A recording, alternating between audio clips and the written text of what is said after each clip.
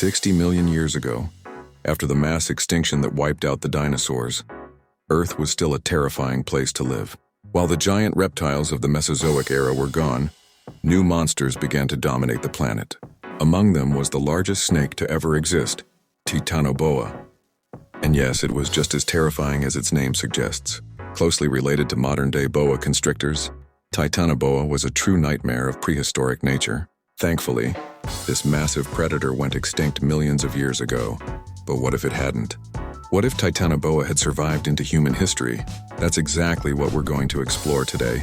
Welcome to Life's Biggest Questions, the channel that asks the questions everyone else is too afraid to ask. Is there anything scarier than a giant snake? Maybe not. A creature longer than a city bus, heavier than a small truck, and powerful enough to crush crocodiles would be enough to terrify even the bravest humans. Scientists discovered Titanoboa fossils in an open-pit coal mine in Colombia, a find that completely changed what we thought was possible for snakes. Compared to Titanoboa, modern anacondas look like harmless toys. Based on fossil evidence, Titanoboa measured approximately 12.8 meters or 42 feet in length and weighed over 100 kilograms or 2,500 pounds. However, snake fossils are extremely rare and difficult to preserve, meaning it's entirely possible that some individuals grew even larger. Titanoboa lived in what is believed to be the first recorded neotropical rainforest, in regions that are now part of Central and South America. This massive snake was an apex predator, feeding on giant turtles and enormous crocodile-like reptiles known as carbonemes and other prehistoric crocodilians. So how did Titanoboa grow to such an unbelievable size? The answer lies in the climate. During the Paleocene epoch, Earth was significantly warmer than it is today. Average temperatures in Titanoboa's habitat reached around 32 degrees Celsius. Because snakes are cold-blooded, warmer environments allow their bodies to function more efficiently, enabling them to grow far larger than reptiles living in cooler climates. As you move away from the equator, ectothermic animals naturally decrease in size. Titanoboa ruled its ecosystem with no natural predators. It killed its prey through constriction, wrapping its massive body around victims and squeezing until they suffocated. Once inside Titanoboa's jaws, escape was impossible. Rows of sharp, backward-curving teeth pulled prey deeper into its mouth. This giant serpent spent much of its life lurking in swamps, rivers, and dense rainforest waterways.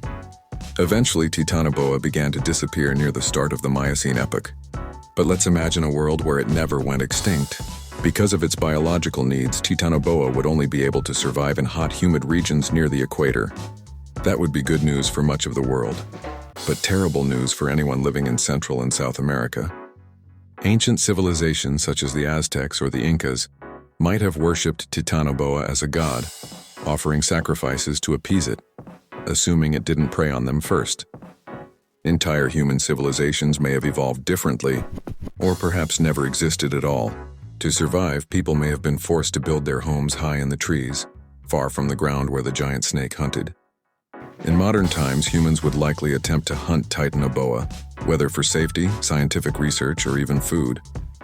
Titanoboa meat could be considered an extremely rare delicacy. However, hunting such a creature would be incredibly dangerous. One possible strategy might involve using crocodiles, its primary food source, as bait. After consuming such a massive meal, Titanoboa would be slower and more vulnerable, creating a brief opportunity to strike. Titanoboa would instantly become a global obsession.